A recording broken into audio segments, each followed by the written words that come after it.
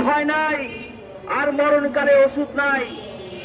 ফ্যাসিবাদ 5 আগস্ট তারা নিজেরাই নিজেদের মৃত্যু ঘোষণা করে ভারতে পালিয়ে গেছে, আর এখানে নতুন করে ভয় দেখানোর দুঃসাহস দেখাচ্ছে। আমি বলতে চাই, ওই ভারতে বসে লম্পদম্প দিয়ে কোনো কাজ হবে না। শহীদ আবু সাইদ মুক্ত রক্তের উপরে দাঁড়িয়ে আছে বাংলাদেশ। এই রক্তের সাথে বাংলাদেশের কোন নাগরিককে বেইমানি করবে না ইনশাআল্লাহ। আজকে আপনারা যদি মনে করেন ওই ভারতে বসে আপনারা কোন রকম টিকটিকি করবেন, তাহলে বাংলার মাটিতে আপনাদের কোন ঠাঁই হবে না। আজকে আইন শৃঙ্খলা অবনতির যে নোংরা খেলার মেতে উঠেছেন, আপনাদেরকে বলতে চাই, এই খেলা আপনারা বন্ধ করুন, না হলে এই খেলার ফাঁদে পা দিয়ে আপনাদের এই সেরা সর্বনাশটি হবে। পরিশেষে সবাইকে ধন্যবাদ জানিয়ে সুশীল গ্রামের এই আয়োজনের প্রতি সহমতি প্রকাশ করে আমি আমার বক্তব্য এখানেই শেষ করছি। সবাইকে ধন্যবাদ। ডাক্তার পিপি মহেন্দ্র মান্না ভাই, উপস্থিত সাংবাদিক বুদ্ধিজীবী সহদ উপস্থিতি, আসসালামু আলাইকুম রহমতুল্লাহ বারাকাতুহু।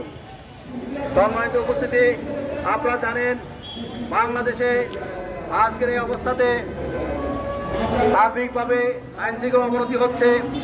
এটা কোনো রাষ্ট্রীয়ভাবে নয়, এটা হচ্ছে কিছু দুষ্কৃতিকারীরা আমাদের দেশের স্বাধীনতার সার্বভৌমত্বকে ধ্বংস করার জন্য যে পায়তারা করছে, তারই অংশ বিশেষ।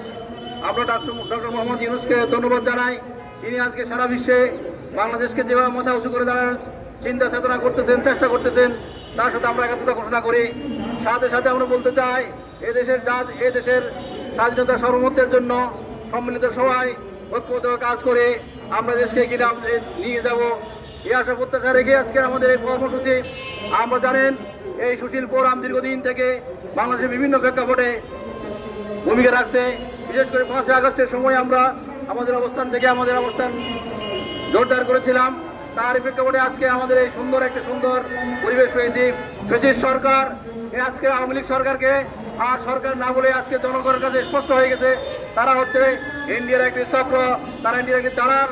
এই দালালদেরকে আমরা প্রতিহত করব, তাদেরকে চিহ্নিত করে আমাদেরকে সম্মিলিতভাবে সকল দল মিলেমিশে ঐক্যবদ্ধভাবে আমরা তাদেরকে প্রতিহত করব।